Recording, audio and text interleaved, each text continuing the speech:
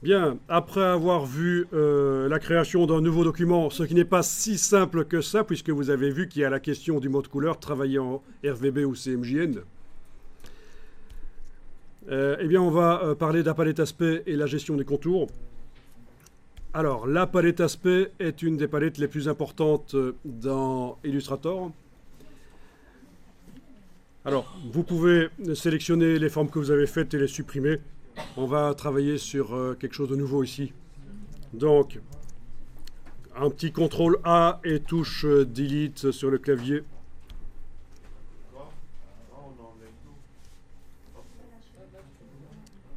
Et on va chercher dans le menu fenêtre la palette aspect.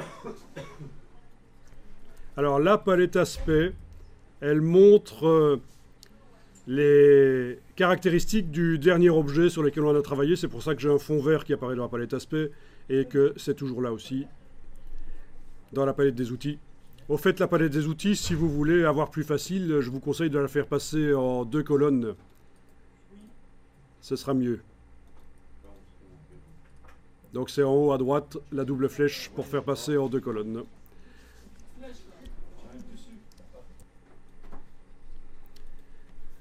Ok, juste avant de voir la palette aspect, on va régler 2 problèmes que vous allez souvent rencontrer dans Illustrator. Mais comme vous connaissez déjà un peu Illustrator, ça va être un peu plus facile. D'abord, on va créer un objet rapidement avec la plume, juste un triangle.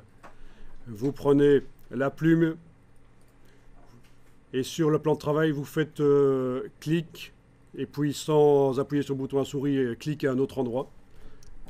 Donc je vais faire un triangle à peu près cette dimension-là. Donc je reviens sur le premier point et donc on m'indique que ça va fermer le tracé. Voilà.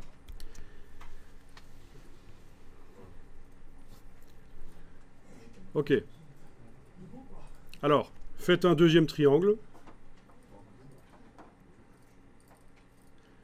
Est-ce que vous connaissez le mode isolation?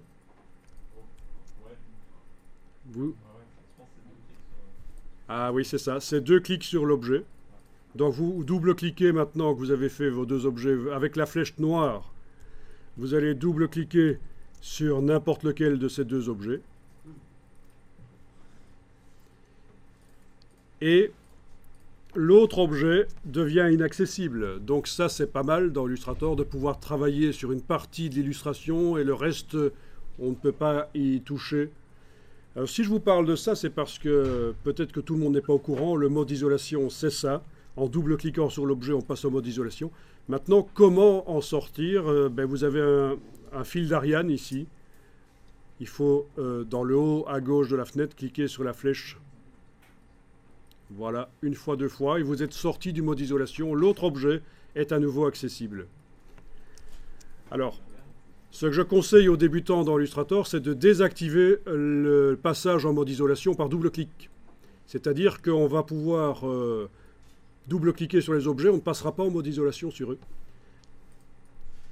Parce que quand on est débutant dans Illustrator, ça arrive souvent qu'on double-clique sur les objets sans s'en rendre compte et c'est ennuyeux.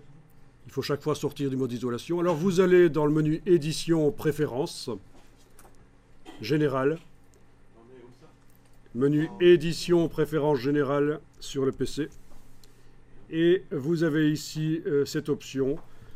Donc ça fait partie de la personnalisation de Illustrator, la possibilité de le faire fonctionner différemment de ce qui était prévu au départ. Donc vous allez décocher l'option. Et à partir de là, quand vous cliquez sur OK, quand vous double-cliquez maintenant sur les objets, ça ne les fait pas passer en mode isolation. C'est quand même intéressant pour les débutants dans Illustrator. Et du coup, pour le faire passer en mode isolation, c'est un clic droit, isoler le tracé sélectionné. Voilà. Et on sort du mode isolation comme tout à l'heure, bien sûr.